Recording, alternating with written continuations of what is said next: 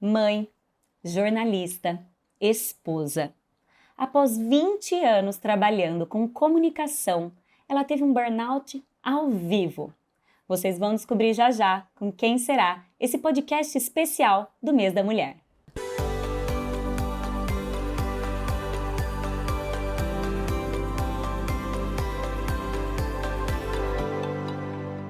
Olá! Sejam bem-vindos ao Abraça Podcast, esse episódio especial para fechar o Mês da Mulher. Bom, hoje eu estou aqui com uma mãe, jornalista, esposa, uma mulher que tem uma trajetória incrível e ela vai nos abraçar com a sua história. Ela vai contar pra gente que está por trás do burnout. Isso mesmo que vocês ouviram. Isabela Camargo! Obrigada! Obrigada, minha querida. Estou muito feliz em estar aqui. E além de tudo isso que você falou, mãe, esposa, escritora, jornalista, equilibrista. Equilibrista, é verdade. Como eu esqueci, né? Equilibrista. Acho que todas nós, mulheres, com filhos ou não, trabalhando ou não, a gente está equilibrando o tempo inteiro um monte de pratinhos. Então, eu estou feliz por ter conseguido equilibrar alguns para estar aqui. Estou muito feliz. E eu honrada. Parabéns. Parabéns. Muito obrigada. Isa, antes de mais nada, quero agradecer aos nossos parceiros que estão com a gente, porque só por eles é possível acontecer. 24/7! Maravilhosa, Que linda. Confortável, linda, fofa, de coração. Você tá linda, meu look também, e Ateliê Além do Olhar, que cuidou do meu cabelo, das minhas unhas, então sou muito grata aos meus parceiros do Abraça Podcast. Isa, pra gente começar, vamos começando a esquentar. Tá bom. Tem uma consulta que você fez com um profissional, mais ou menos em 2018, e você comentou com ele, eu amo o que eu faço. E ele falou assim, mas é exatamente aí que tá o problema. Como assim? Por amor que você foi pro burnout? Conta um pouco pra gente. É uma ótima pergunta, Rafa. Primeiro que foi um grande choque, uma grande surpresa, ter adoecido naquele ambiente em que eu lutei tanto para estar. Foi uma surpresa ter passado mal, não ter desmaiado. Se eu tivesse desmaiado, a história teria sido outra. E aí, quando eu chego, né, no psiquiatra, ele vê todo o estado que eu tô, ele diz, você está vivendo a síndrome de burnout. Como eu tinha já estudado um pouquinho sobre o burnout pro meu livro, eu já tinha entrevistado uma pessoa pro meu livro, eu fiquei mais chocada ainda, porque eu não reconheci em mim os sintomas que aquela pessoa que eu tinha acabado de entrevistar tinha me dito. Entendi. E aí eu disse pro doutor, eu falei, doutor, é impossível, eu amo o que eu faço, né? Porque geralmente a gente tem uma impressão de que doença, um problema de saúde, está relacionado a algo que você não gosta. Mas não, os excessos também daquilo que você gosta traz problemas. Eu brinco que sol em excesso, até em Paris vai dar câncer. Com certeza. Né? Vinho, dependendo da quantidade, vai trazer malefício. Então, até aquelas coisas mais gostosas, se você não souber equilibrar, vai fazer mal. Então, foi o primeiro contato com a palavra equilíbrio que eu tive, foi quando eu percebi que eu tinha perdido a minha saúde, estando em uma das principais emissoras de comunicação, sendo especialista em comunicação, mas eu não me comunicava comigo. Né? Isso é muito importante. E aí, quando o médico falou, você tá com burnout, eu falei, doutor, é impossível, eu amo o que eu faço. E ele disse, por isso mesmo. Pessoas que amam o que fazem têm muito mais chance de se negligenciar, de se deixar para depois, de achar que não precisa descansar, que não precisa tirar férias, que não precisa ter um momento de pausa. Né? Então aquilo não fez muito sentido naquele momento, mas hoje, olhando, né, pelo retrovisor, acho que essa fala ela pode abraçar muitas mulheres que vão agora assistir esse episódio contigo. Será que eu preciso adoecer para continuar fazendo o que eu amo? Será que eu preciso cuidar tanto das pessoas e com isso eu preciso deixar de cuidar de mim para cuidar das pessoas? Será mesmo? Onde está escrito isso, gente? Isa, então você acha que o amar muito que a gente faz camufla esses sinais que a gente pode camuflar. Pode camuflar. Especialmente quando você tem... eu vou colocar uma faixa etária aqui, gente, mas é uma média, tá? É de 25 a 45 anos. Mas especialmente de 25 a 35. É um período em que, especialmente nós, mulheres, a gente tá dando mais do que o sangue, mais do que a nossa alma, porque a gente quer provar serviço, A gente quer reconhecimento.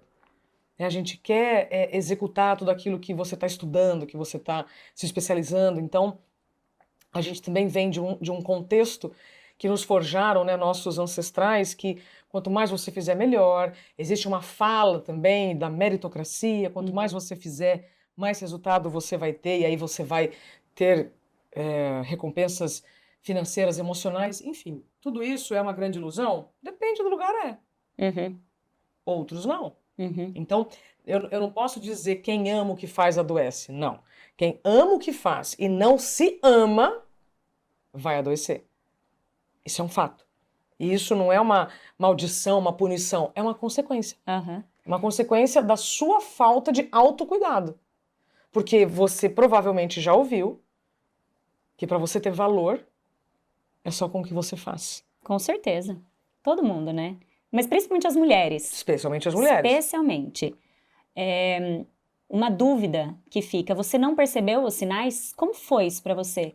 Porque o episódio principal, o seu auge, foi quando você esqueceu o nome da capital do meu estado. Exatamente, o meu ao de vivo. Todos os paranaenses, né, gente? Eu tava falando, inclusive, com um telão muito parecido com esse lindo que tá agora aqui atrás de nós.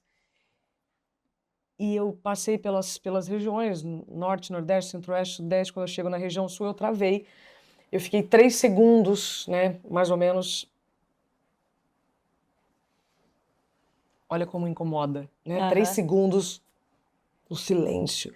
Mas essa foi a menor parte, sabe, Rafa, do que aconteceu. Por dentro eu tava tendo enjoo, tremedeira nas pernas, a visão ficou escura, a boca ficou seca, o coração acelerou. Teria sido muito melhor, minha vida teria sido bem diferente se eu tivesse desmaiado. Por quê? Você comentou isso logo no começo, mas eu não entendi. Porque a dor invisível, ela é questionável. A dor invisível, ela dói em dobro em quem está sentindo, porque além do que você está sentindo, você também tem que lidar com a incompreensão, com a dúvida, com o questionamento daquele que não está vendo, não está vendo sangue, não está vendo, né, não tá vendo nenhuma ruptura. Mas como assim? Quantas vezes, Rafa, a gente já foi trabalhar sem condições, mas foi mesmo assim porque, de repente, por uma dor que antecede a menstruação, enfim. Sim. Quantas vezes a gente vai mesmo assim, né? Porque a dor invisível é questionável. E a dor invisível, a dor em dobro, descobri isso da pior maneira. Então, olhando para trás, olhando pelo retrovisor, eu consigo reconhecer. Naquele momento, eu muito comprometida, muito responsável, ainda encerrei o expediente, já fiz mais um jornal. E aí eu vou ao médico sobre risco de convulsão. Então, quando você me fala, você não percebe os sinais? Todo mundo percebe. A diferença é o quanto eu respeito esses sinais. Nós já temos bastante inteligência para reparar o que vai acontecer quando a atmosfera está mudando. Tipo, a gente está gravando aqui num estúdio maravilhoso em Alphaville. Tem uma janela bem grande. Se eu começo a ver nuvens escuras chegando, se as árvores começam a balançar, se eu já começo a sentir a pressão aqui do ar mudar, vai chover. Claro. Eu já sei que vai chover. Agora, se eu vou fechar a janela ou não, é uma decisão muito de adulto, né? E agora? Então, com o corpo foi acontecendo a mesma coisa. Eu fui negligenciando, Rafa. Eu fui fazendo piada do tamanho da minha necessaire, porque era remédio para dor de cabeça, para dor de garganta, para dor de estômago, para dor daquilo. E fui achando que tudo aquilo era normal. Então, ao normalizar o anormal, a gente adoece e aí fala, nossa, do nada a pessoa pifou. Não foi do nada. Você já recebeu vários sinais. A questão é que você não respeitou. Você achou que era normal e que ia passar. É igual aquela metáfora que você faz com o carro. Quando o nosso carro está fazendo algum barulho, a gente faz o quê? O nosso carro a gente para, porque a gente tem medo. E por que com a nossa saúde não? Sabe que eu fiz essa alusão porque muitas pessoas me perguntavam o que eu preciso sentir para ir ao médico. Aí eu devolvo a pergunta. Qual barulho, se você que dirige, você precisa ouvir do carro para estacionar e levar ele no mecânico? Qualquer barulho estranho. Qualquer barulho é normal. Né? Então, com o corpo a mesma coisa. O que precisa acontecer para você se cuidar? Qualquer dor que você esteja sentindo com frequência, por longos períodos, não é normal. Não dá para ficar normalizando essas mensagens que o corpo está te transmitindo Rafa, para dizer esse ritmo não dá. É só isso. Isa, conta pra gente, feita a descoberta, Uhum. como foi esse pós? Como você se cuidou? Como você se tratou? Como você encarou? Foi Me bem conta um difícil. pouco. Foi bem difícil, Rafa, porque, de novo, por trás de uma pessoa que aparentemente está bem, Uhum, eu fui questionada até pela minha mãe. Mas como você não consegue dirigir? Você parece que está tão bem. O próprio Tiago, que já veio aqui pro seu podcast, Papai sim, Financeiro, né? Ele acompanhou comigo toda a jornada. Tiveram momentos que ele mesmo, claro que ele não fazia isso por mal, né? claro. Minha mãe, meu marido não duvidaram do que eu tava sentindo por mal. Mas tamanha é a nossa dúvida daquilo que você não vê. Mas como que você não consegue entender o que está escrito aqui, ó, nessa página? Eu fiquei um tempo grande, inclusive, com uma perda cognitiva tremenda. O doutor Fernando Gomes, neurologista, ele não me deixa mentir. Me lembro de ter chegado com um texto para ele, assim, com várias marcações, falei assim, doutor, eu não consigo entender o que está escrito aqui. Então, foi muito difícil, porque você sentir a dúvida das pessoas que você mais ama, aí você fala, nossa, agora eu tô perdida, né? Essas pessoas que estão convivendo Se comigo não nem acreditam eles. também, se nem eles acreditam. É, Então, isso é muito difícil. O julgamento daquelas pessoas com quem você trabalha é muito difícil. Portanto, se você puder prevenir não só o burnout, mas qualquer outro problema relacionado à ausência de si mesmo, à negligência, né, essa ilusão, essa síndrome da Mulher Maravilha, tudo que você puder prevenir é melhor. faz sentido. Isa, você contou uma vez que o burnout nem foi o pior. É, O pior foi o pós, foi a demissão. foi a demissão. É. Você acredita que hoje as empresas, elas não abraçam, usando o nosso jargão, né? Adoro. As mulheres? Como você encara? O Rafa, eu vejo algumas evoluções, ainda muito pequenas, em poucas empresas. Uhum. Mas elas vão nos ajudar a mostrar para aquelas que ainda não estão vendo que, Rafa, se nós somos maioria, em qualquer lugar a gente é maioria. Sim. Em qualquer lugar a mulher é maioria, né? Aqui No somos maioria. censo, no censo, no IBGE, no que você quiser, a mulher é maioria. Mas não somos ainda a maioria em um lugar, na liderança. Na liderança. Então, enquanto as mulheres não estiverem equivalentes ou forem maioria na liderança, a gente vai ainda falar sobre isso. Uhum. Eu não aguento mais falar sobre esse assunto. Eu Imagino. não aguento mais. A diferença, sim, você já sabe que existe. A diferença salarial, sim, você já sabe que existe. O IPFEM, que é o Instituto de Estudo e Pesquisa, você vai conhecer, né, vocês também vão ouvir a Ana Tomazelli, eles têm um estudo maravilhoso sobre assimetria. Assimetria é o equivalente a desigualdade. Mas eu não posso chegar numa empresa e falar sobre desigualdade. Ninguém vai querer me ouvir, então eu vou falar assimetria. Então, esse estudo do IPFEM comprova que ambientes assimétricos adoecem mais a mulher. Em ambientes assimétricos, traduzindo, em ambientes em que há muita desigualdade de gênero, as mulheres podem ter mais burnout. A gente está fazendo um recorte de burnout do que os homens. Só que eu não posso só olhar para o burnout, porque o burnout é um dos problemas ocupacionais. Sim. Tem milhares. Mas o que aconteceu comigo lá em 2018 ajuda a trazer essa pauta, claro, né, aqui para o Abraço e para outras conversas. Só para a gente mostrar o seguinte, ou nós vamos investir nosso tempo falando do problema, e nós já sabemos quais são, ou nós vamos falar da solução. Sabe? Então, sim, vale a pena a gente investir assim. Bom, então, o que as empresas que já olham para as mulheres com o respeito que todo mundo quer? Só isso? Só respeito? O que elas fazem? Elas têm uma política com mais diálogo? Sim, elas praticam segurança psicológica. Uhum. Elas têm maior flexibilidade para retorno de licença médica ou qualquer outra questão que envolva a mulher? Sim. É evidente, sabe, Rafa? Sim. A questão é, nós vamos investir mais tempo falando do problema ou já vamos partir para a solução? Vamos partir para a solução. Concordo. Será que nesse ponto entra a produtividade sustentável que você tanto fala? Obrigada pela pergunta, Rafa. Gente, essa mulher, ela é extraordinária. Ela nasceu para fazer isso, mas só está fazendo isso há um ano, né? Sim. Tá linda, Rafa. Tá linda, só continua. Obrigada. Olha que curioso. Outro dia eu tive um insight e me julguem, não tem problema. Nós viemos de 3 grandes movimentos industriais, um que foi o Taylor, o outro foi o Ford, o outro foi o Toyota. Depois você dá um Google e pesquisa cada um, mas os 3, o Toyota foi o que tentou trazer um pouco mais de equilíbrio, mas vamos focar aqui nos 2 primeiros. Fordismo e Taylorismo, mais com menos, número, Sim. mais com menos, é a melhor definição. Aí, chega uma mulher, século XXI, e fala de produtividade sustentável. Aí, aquelas pessoas que estão em multitarefa falam assim, quê? Quê? Produtividade sustentável? Não inventei a roda, senhores. Eu só juntei 2 palavras. Só juntei 2 palavras.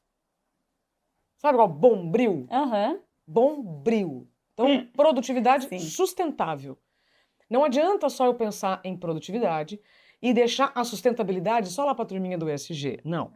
Significa que, para quem ama o que faz e quer continuar fazendo o que ama, para quem quer bater meta sem bater nas pessoas, para quem quer alcançar os seus objetivos sem prejuízos no caminho, eu preciso considerar longevidade com dignidade. Porque se eu quero um mundo sustentável, eu não posso viver de forma insustentável.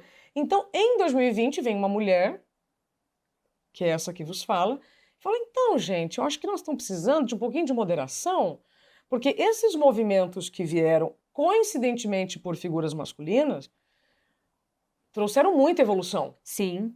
Mas uma evolução insustentável. Porque com o número de pessoas adoecidas ou adoecendo, tá claro que isso não é sustentável. E aí outro dia, não posso dizer o nome, mas é de uma pessoa muito próxima, você não acha que está sendo pretensiosa demais, trazendo o movimento da produtividade sustentável junto com o Fordismo, o Taylorismo? Olha, se eu fosse um homem, você me perguntaria isso? Não, eu tenho certeza.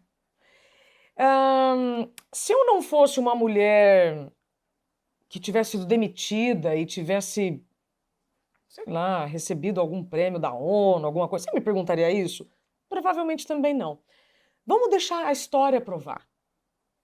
Vamos dar tempo ao tempo. Então, eu estou colocando na prática, tá, Rafa?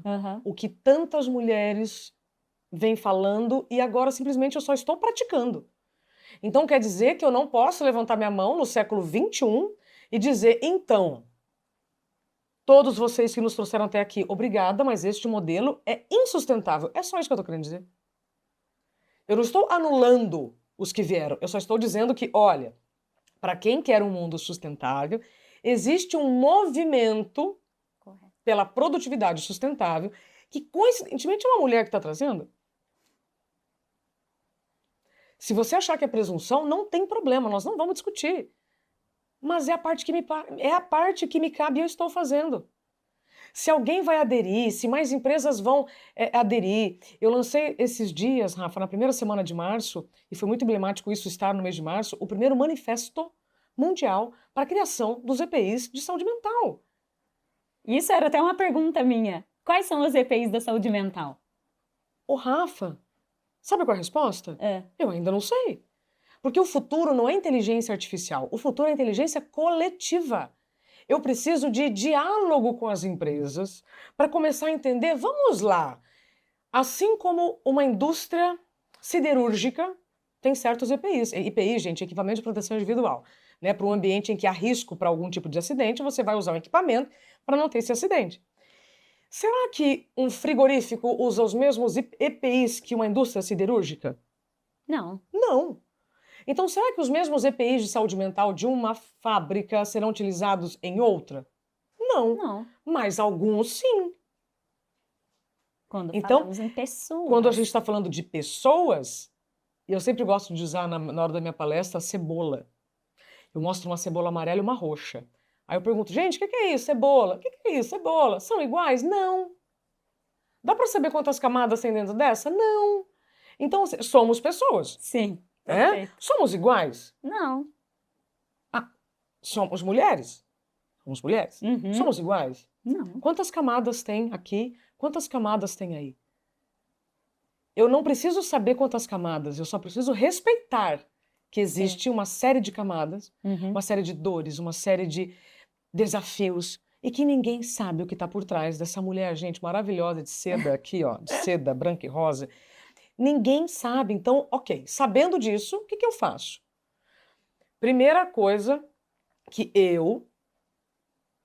a Ana Tomazelli do IPFEM e mais um grupo de mulheres, né, que fazemos parte do Grupo de Prevenção ao Adoecimento no Trabalho, acreditamos. Segurança psicológica.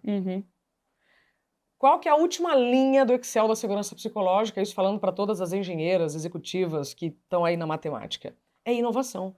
E a gente só vai sobreviver, Rafa, com inovação. Inovação vem com a diversidade de ideias. Eu quero ver a segunda onda da diversidade, porque agora a gente está vivendo a primeira onda. Eu quero viver a segunda onda da diversidade, que é a de ideias. Que é você conviver com aquele que pensa diferente de você e entender que aquela opinião que diverge da sua pode ser a solução do problema que você está querendo resolver. Percebe? Então, Sim. EPI de saúde mental. Existem alguns individuais, outros que virão da empresa. Quais vêm da empresa? Na minha opinião, segurança psicológica, que é comunicação.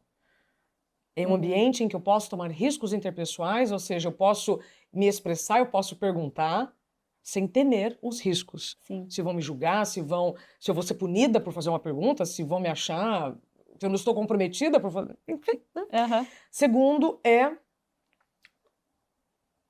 o direito à desconexão.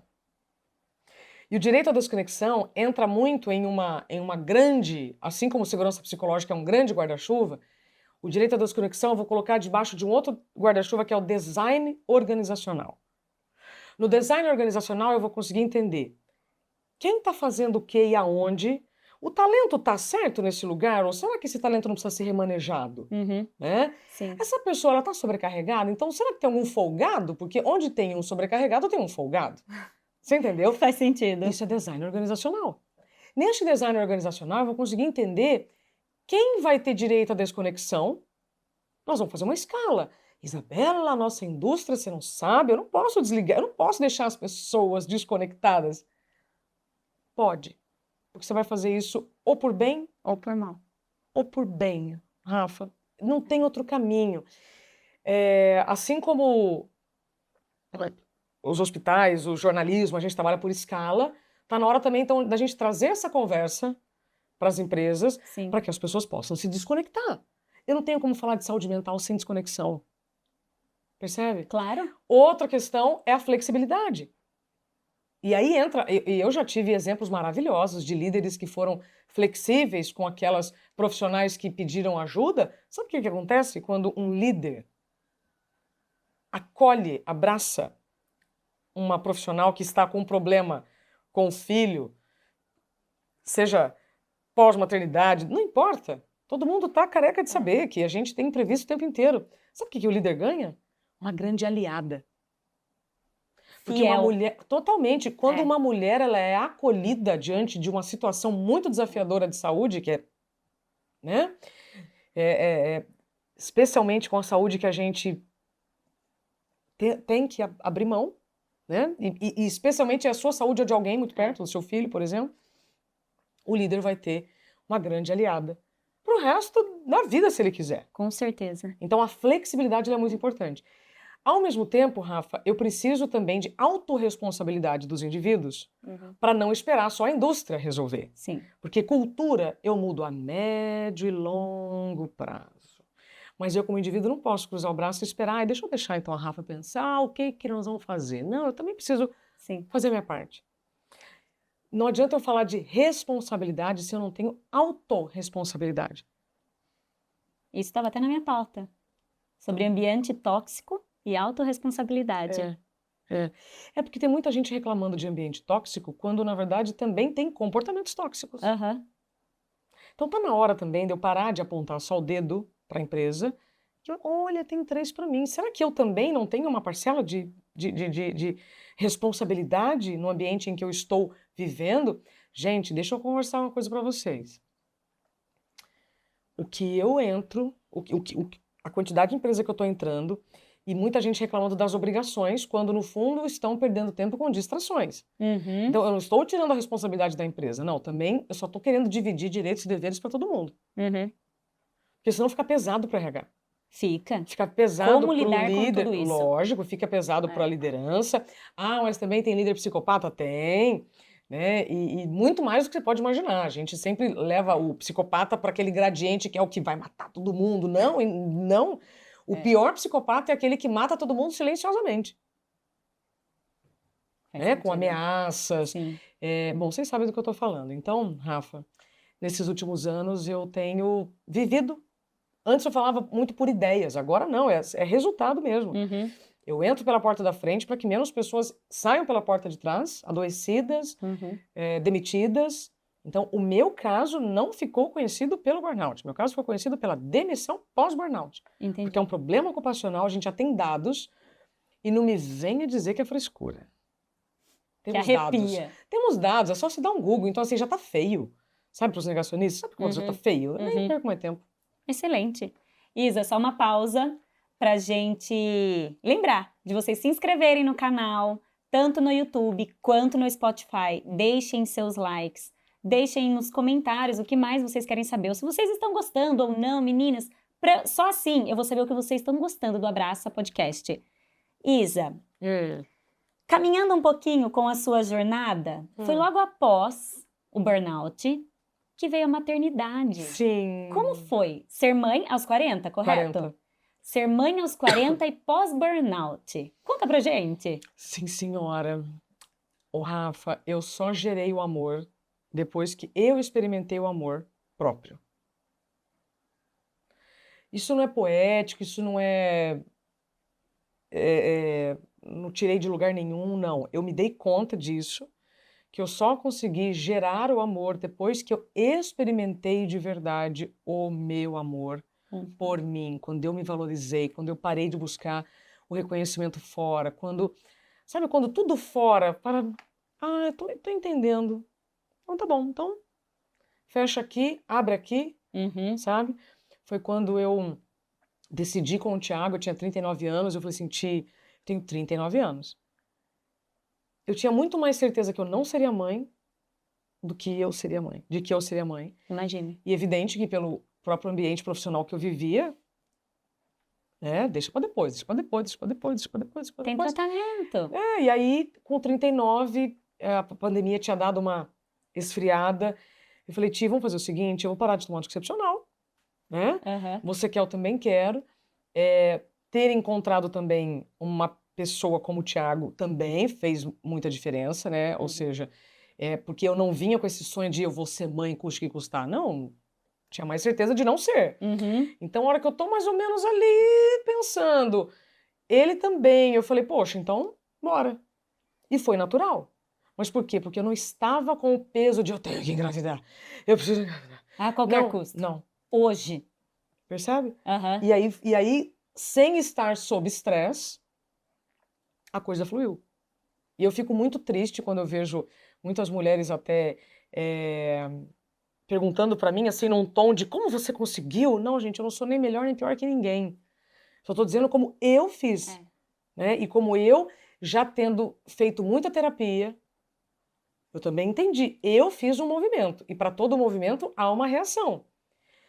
Eu poderia até hoje estar tentando, a história poderia ter sido outra, mas no meu caso, eu não sou nem melhor nem pior que ninguém, foi desse jeito. Eu parei de tomar anticoncepcional e falei, ok, papai do céu, pode agir. Né? E veio a Angelina.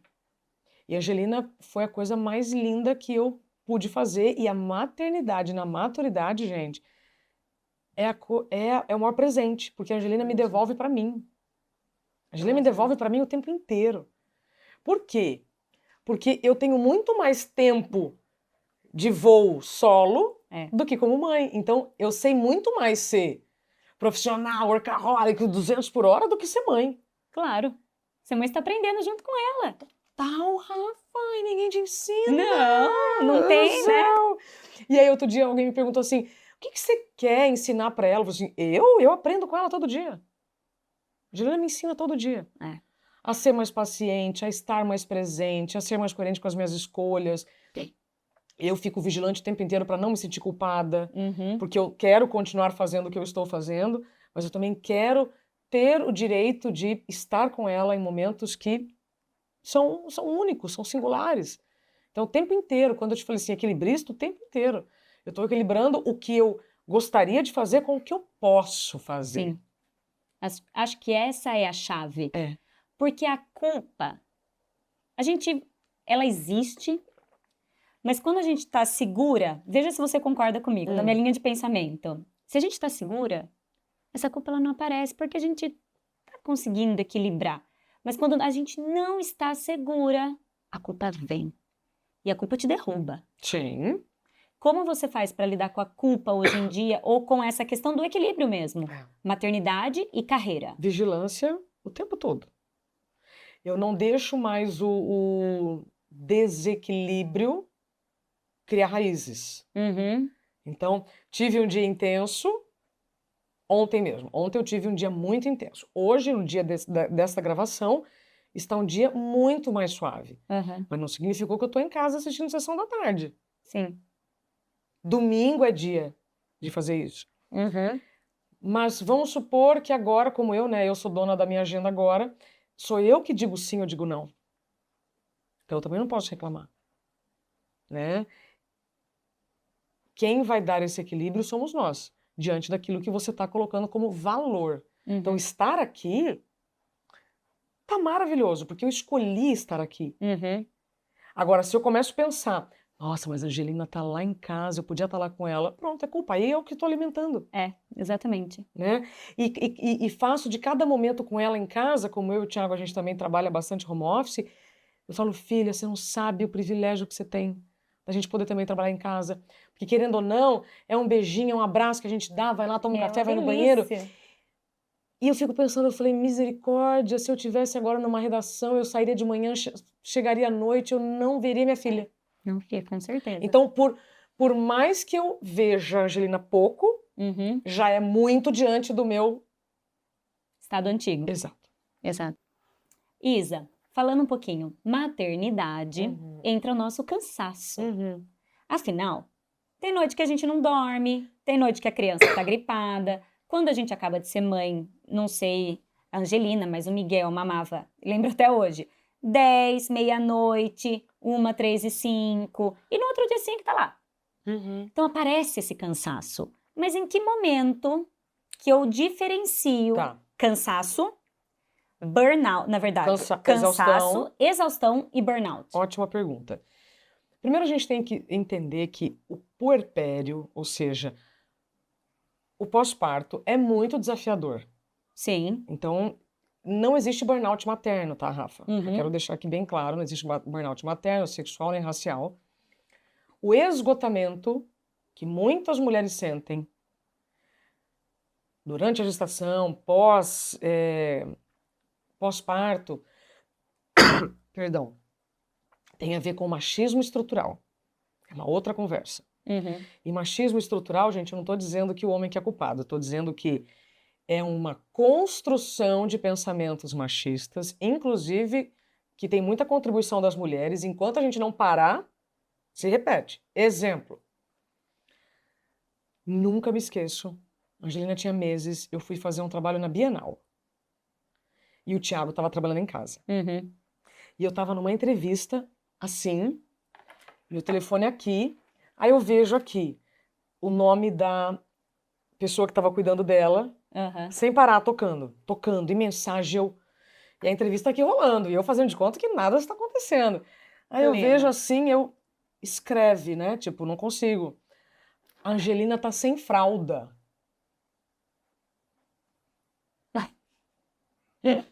Vocês entenderam o que é machismo estrutural? O Thiago estava trabalhando em casa, eu estava fora. A fralda acabou, a pessoa que estava trabalhando conosco, ao invés dela avisar lá na porta do Thiago, Thiago, precisa comprar fralda para a Angelina? Não, ela me mandou mensagem. Isso é machismo estrutural. Foi um homem que fez isso? Não, foi uma mulher. Você entende? Então, a gente também precisa ir um pouco mais leve com essas feridas. Machismo estrutural não é só a responsabilidade do homem. Também tem participações da mulher para tirar um pouco o pé do acelerador, Sim. delegar mais. Uhum. Então, quando você me pergunta qual a diferença entre cansaço, exaustão e burnout, então, primeiro, uma mulher que acabou de ter filho vai viver cansaço e esgotamento, fato. Mas isso não é burnout. Burnout está associado ao ambiente profissional, Tá. tá? Aham. O que é o cansaço, Rafa? Eu tô cansada, chega no fim do dia eu descanso. Simples. Uhum. Mas não é isso que a gente faz. A gente toma vinho, a gente vai no shopping, vai comprar um negócio, a gente come um hambúrguer, a gente, quem fuma, fuma mais, enfim, a gente vai buscando recompensas imediatas. Certo? Certo. Se deixa para depois, não, depois eu descanso, nas férias eu durmo e tal. Este cansaço não respeitado por longos períodos entra na fase da exaustão. Uhum. Que fase é essa? É quando você descansa e continua cansada. Uhum. É quando uma noite de sono já não é mais suficiente. É quando você sai de férias e volta irritada. É quando você já está acumulando vários problemas de saúde. Você provavelmente já está indo em vários especialistas. Todo mundo está dizendo que você não tem nada, porque no fundo você tem tudo. Sim. O que precisa acontecer para o burnout se instalar nesse corpinho esgotado? Uma situação com características de assédio. O que é uma situação com características de assédio? Pessoas pares a você ou acima Sim. que vão te colocar numa situação, vão fazer você viver uma situação de constrangimento, de humilhação. E aí aquele corpo esgotado que já está tentando fazer de tudo para não deixar a peteca cair, naquele momento acontece um dano existencial que rompe com o projeto de vida. Oi? Desembargador Sebastião Oliveira, vice-presidente do Tribunal Regional do Trabalho de Minas. Livro dessa grossura, se você depois não falar que é frescura. Ó, até combinou.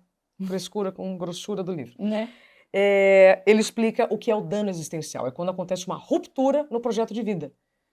E essa é uma tese que eu e a Ana Tomazelli, também do IPFEM, mais o grupo de prevenção ao adoecimento do trabalho, vamos investigar esse ano numa pesquisa, porque é uma teoria, que eu levantei, aí juntou com a Ana também, ela já tinha se aproximado disso, aí não sei quem. Então, vamos fazer uma pesquisa?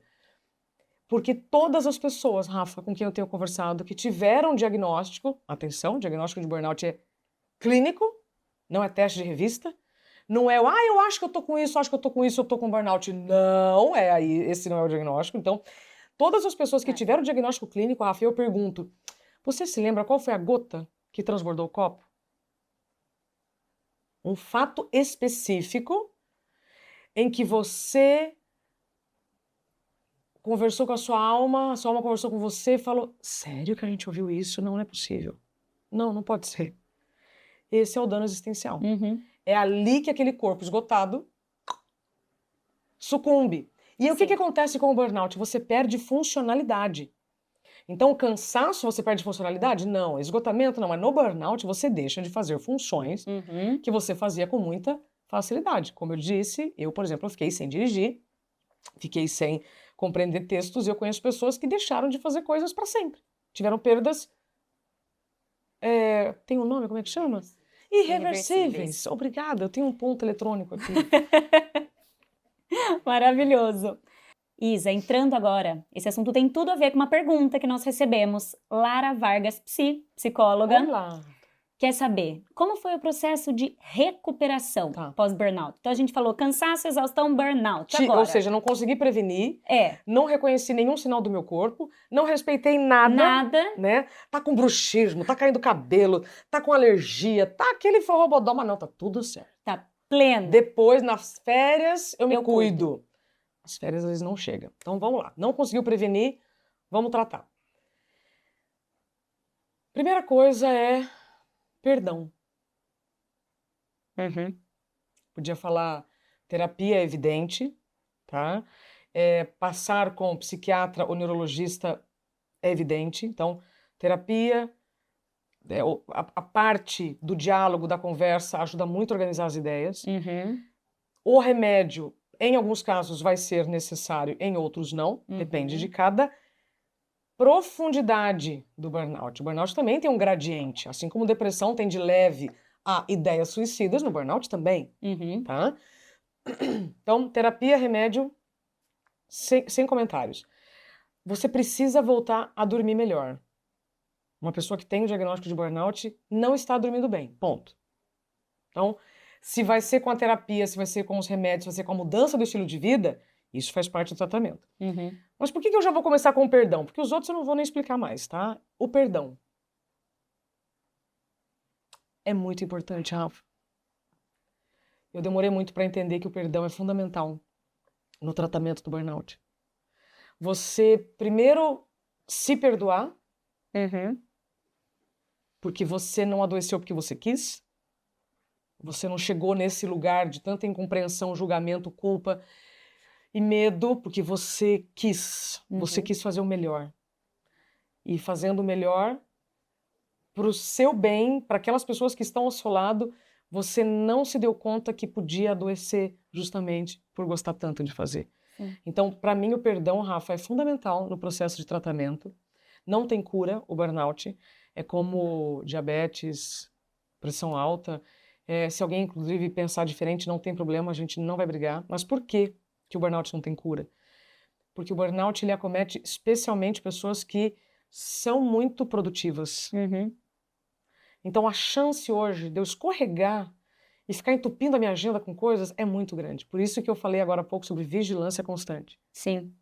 Tá? Então, eu fui criada em um modelo em que eu tinha pavor de ver espaço livre na agenda. Mas qual era o meu contexto? Eu morava no sítio, quando eu ia para a cidade, eu dependia de alguém para me levar, para me buscar. Então, quando eu já estava na cidade, eu já fazia tudo, uma coisa emendada na outra. Tinha que aproveitar. Tinha que aproveitar porque eu já estava na cidade, e aí para voltar para o sítio. Então, eu me lembro, quando eu ouvi a Mariana Ferrão falando isso para o meu livro, que, aliás, trouxe aqui para você, que está indo para a 4ª edição, Dá um Tempo, Como Encontrar Limite em um Mundo Sem Limites. Não o livro sobre burnout, tá, gente? Todo mundo tá livro sobre burnout? Não. É para quem quer fazer as pazes com o tempo. A Mariana, quando fala aqui sobre o tempo da maternidade, tem um capítulo que é Tempo da Maternidade. E ela fala que ela só conseguiu também fazer as pazes com o tempo dela quando o 2º filho nasceu. No primeiro ela teve depressão pós-parto. E ela também vivia esse vício de preencher a agenda. Eu me reconheci demais nessa fala dela. Eu falei, eu também sempre fiz isso. Mas agora eu não moro mais no sítio. Eu não preciso mais de alguém para me levar e buscar. Então, desconstruir eu preciso perdoar esta Isabela que achava que está fazendo certo. Eu fiz certo naquele momento, dentro das informações que eu tinha, mas agora eu tenho informações diferentes. Sim. Então, perfeito. Bem profundo, hein, Isa? Muito. O perdão não é fundamental. Uma receita. O perdão é fundamental. E o perdão vai te ajudar a se culpar menos. Sim, com certeza. Tá? Então, Lara, obrigada pela pergunta. Todas as outras que você já sabe que a gente tem que fazer, o processo de perdão, e não é de um dia para o outro. Não é de um dia para o outro. Ele é demorado. E quando eu falo não tem cura, porque você pode correr o risco de voltar, é igual uma pessoa que é viciada em bebida. Se ela ficar perto de pessoas que bebem, vai voltar a beber. Cigarro, quem está deixando de fumar. Se você estiver com as mesmas pessoas que fumam, vai voltar a fumar. E se eu estiver num ambiente profissional em que eu não tenho alguém que... Rafa, você está se cuidando? Né? Quando eu te abracei aqui, a primeira pergunta que eu fiz foi, você está conseguindo descansar? Tem gente que nem gosta mais de me encontrar porque sabe que eu vou perguntar isso e não quer responder. Tudo bem, não é para mim, é para você. Vai fugir, né? Então, você está conseguindo descansar? É só isso, Rafa. Outro dia, uma executiva perguntou assim para mim, Isabela, esse movimento é para trabalhar menos? Da produtividade sustentável? Não, é para se respeitar mais. Se ao se respeitar mais, você vai sair de um ambiente com abusos, você vai parar, você vai deixar, né, que as pessoas te explorem tanto, é outra coisa. Exatamente. E você tocou num ponto bem importante. Férias. Pode ser que esse dia nem chegue. Sim. Despercebidamente você tocou nesse ponto e eu queria muito falar com você. Por quê? Às vezes, você, workaholic, já sentiu essa questão do sítio, cidade, preencher a agenda. Como que você vai descansar no meio disso tudo? Ficar sem fazer nada? Rafa, tirar férias? Por quê? Aí, né? Depende daquele dedinho que vai ficar aqui, ó. Em feeds infinitos. Mas eu posso não fazer nada? Uma pergunta que as pessoas me fazem muito é, Isabela, o que é tempo livre? Rafa, tempo livre é quando você não espera resultado. É quando você não tem nem cobrança por alguém ou autocobrança. Então, tempo livre é um tempo em que você não tem expectativa de resultado. Ah, no meu tempo livre eu corro. Bom, se você quer correr cada vez mais longe em menos tempo, já não é tempo livre, você já colocou uma pressão. É treino. Entendeu? Então, vai depender do que é tempo livre. Isso aqui é um tempo livre? Não. Eu estou pensando para falar, eu tenho que ser muito responsável com as minhas respostas, eu estou olhando o tempo. Isso não é tempo livre. A hora que eu estou com a Angelina, é tempo livre. Eu não estou esperando nenhum resultado, além de eu estar presente com ela. Sabe? Outro dia fomos eu, o Thiago e ela no parque, e a gente sentou assim na grama. Falei, filha, só senta. Só senta. Vamos só olhar as nuvens. Mamãe também não sabe fazer isso. Vamos fazer juntas. Sabe? Então também é um treino, aos 43 anos, encontrar espaços para tempo livre. Porque senão a gente preenche com um monte de coisa. Claro. Querendo produzir, fazer e pensar. Perfeito. Entendeu? Ah, e outra coisa. Quantas vezes eu tirei férias? O que eu fiz nas férias? Curso. Estudei, intercâmbio. Ah, mas é férias, né? Vou fazer um curso. Fazer um que curso eu nas adoro. férias. Que 20 eu e poucos adoro. anos. 20 e poucos anos. Aí tem os intercâmbios, que aí você vai para outro país, aí você estuda e já dá uma viajada, né? Ai, gente, só descansa, só viaja.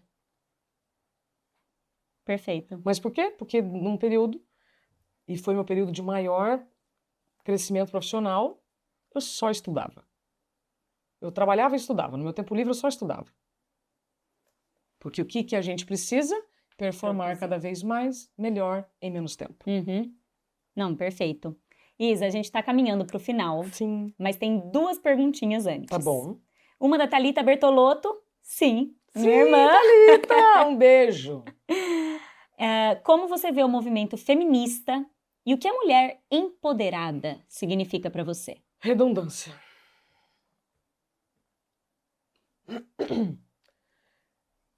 Empoderamento feminino, para mim, é redundância. Toda mulher já sabe, ou se não sabe, precisa saber que o poder está aí. E que você não precisa de uma outra pessoa para que você se aproprie do seu poder. Por isso que eu tenho muito pé atrás com a palavra empoderamento feminino. Porque vai dar sempre a impressão que eu vou precisar de alguém para me tirar desse lugar de falta de poder para ter poder. Não, Sim. O poder está aí. Pode ser que você precise de um ambiente em que você se sinta segura para que o seu poder se manifeste. Mas o poder está aí. Ninguém vai colocar esse poder em você. Não. Perfeito. Eu não empodero ninguém. Eu simplesmente posso promover um ambiente de segurança para que você se reencontre. E ao se reencontrar, você encontra o seu poder. Perfeito. Ninguém precisa te rotular de fora que você é a supermulher empoderada, Isabela empoderada, uma supermulher. Rapaz, que isso? Não. Então não espere uma pessoa que vá fazer isso por você.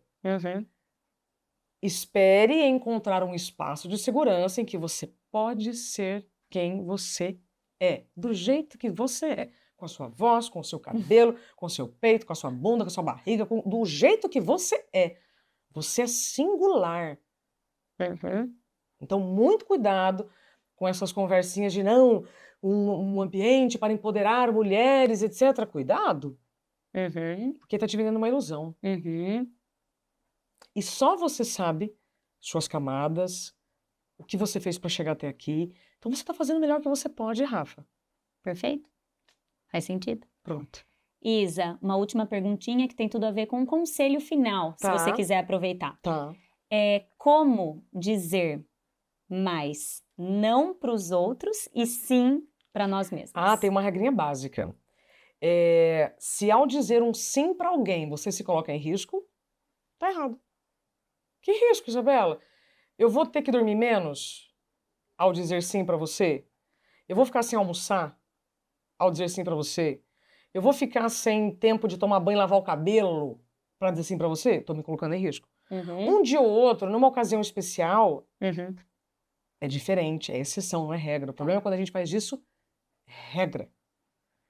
Então isso serve para o treino do não, aliás, eu amo dentro de casa. Aí tem gente que fala assim, que isso, Isabela, você quer que eu diga não para minha família? Tá bom, então começa a treinar o não dentro do seu trabalho. Ah, não, é melhor então treinar o não com a minha família. Você entendeu? Aham. Como é que eu digo não pro Thiago, por exemplo, né? Já que é uma pessoa pública como eu. Tem momentos da semana que o Thiago quer falar de um negócio, eu falo, Ti, você precisa dessa resposta hoje. Vamos falar disso mais tarde. Uhum. Então não é que eu estou evitando uma conversa difícil, não. Eu estou adiando para o momento mais apropriado, já que agora eu estou concentrada numa atividade. Perfeito. Isso é dizer não. Agora não. Dessa vez eu não consigo. Essa semana eu não posso. E sempre com a comunicação não violenta. Obrigada. Rafa, quantas vezes a gente tentou marcar esse podcast? Muitas vezes. Não foi porque eu não quis, Não. mas é porque eu não podia. Sim. Eu já estava comprometida. E sempre com transparência. Super. Dessa vez eu não consigo. Essa semana a Rafa não vai dar. Tem um compromisso, tem uma viagem. Não, e é muito interessante, né? Porque hoje a gente vive uma grande tentativa de cruzamento de agenda. É. Aí eu estava aqui vendo, né, enquanto a gente estava começando, tem um rapaz que, por exemplo, está me dando 2 datas aqui. A hora que eu vou olhar na minha agenda, justamente nessas 2 datas eu não posso. Então, o mais difícil não é dizer não para aquilo que você não quer. É dizer não para aquilo que você quer, mas você não pode. Olha, eu adoraria, mas eu não posso. Nestas situações eu não posso. Quando tiver uma próxima data, Me avisa. vou dar um exemplo maravilhoso. Eu nunca imaginei que a minha filha seria apaixonada pelo Maurício de Souza. Uhum. Quando eu entrevistei ele pro meu livro, eu nem sonhava em ser mãe, né, gente? Lembra que eu falei? Eu nem passava pela cabeça. E aí, a Angelina ama o Maurício, ama a Mônquila. Uhum. Aí outro dia eu tive uma ideia, falei com o assessor do Maurício, eu falei, Maurício, deixa eu levar a Angelina aí nos estúdios, que fica ali na Barra Funda, coisa mais linda, né? Tem as bonecas da altura dela. Ah, Isabela, vai ter aniversário do Maurício lá no Parque da Mônica, por que vocês não vão lá? Eu, nossa, que maravilha. Aí quando eu vou olhar na agenda, eu, Isabela, estaria trabalhando numa cidade fora. Eu falei, nossa, que maravilha. Aí o Thiago falou assim, escuta essa. O Thiago falou assim, não, Isabela, se você for de carro, aí você vai no Parque da Mônica, aí você vai correndo. Aí eu falei, Thiago, fim de tarde, São Paulo, porque eu ia fazer uma transmissão ao vivo à noite, né, nessa cidade. Uhum.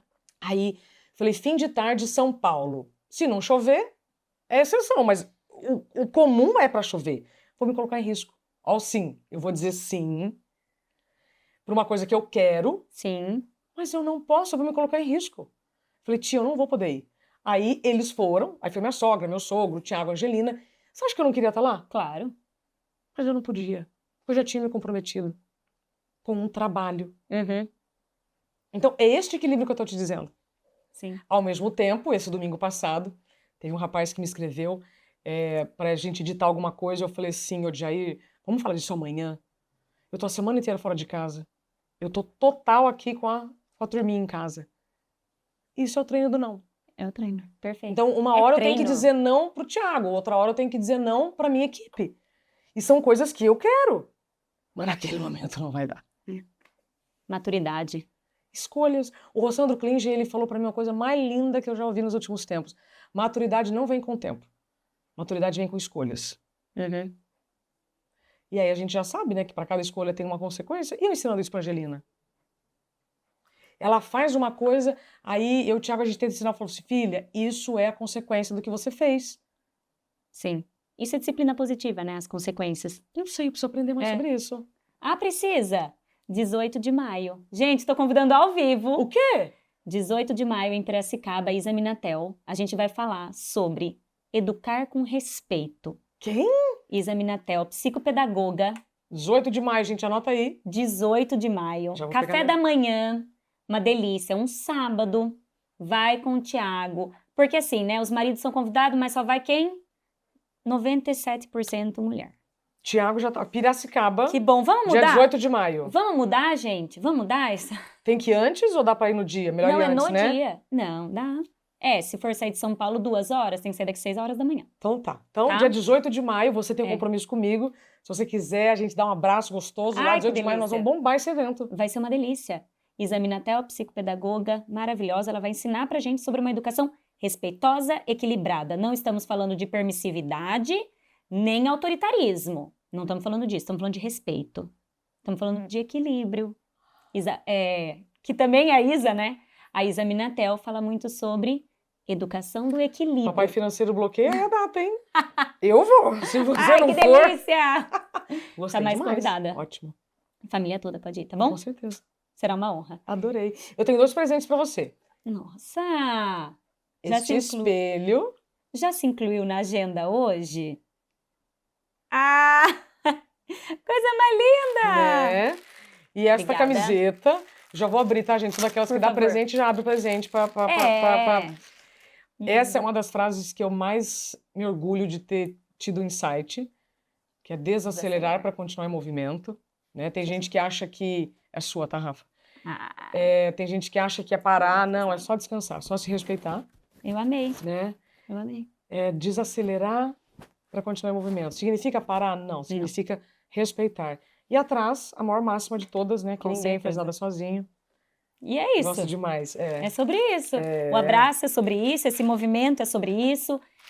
Isa, obrigada. Adorei. Eu adorei ter você comigo. Foi muito especial. Eu tava muito nervosa. Você acha, Me gente? soltei com 1 minuto. Pô, a pessoa nasceu para fazer isso. Então, é só fazer. Obrigada mais Eu uma que agradeço. Você vez. está fazendo um trabalho maravilhoso.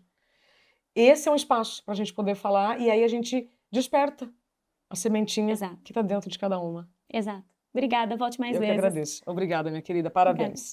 Tchau, até o próximo episódio do Abraça Podcast.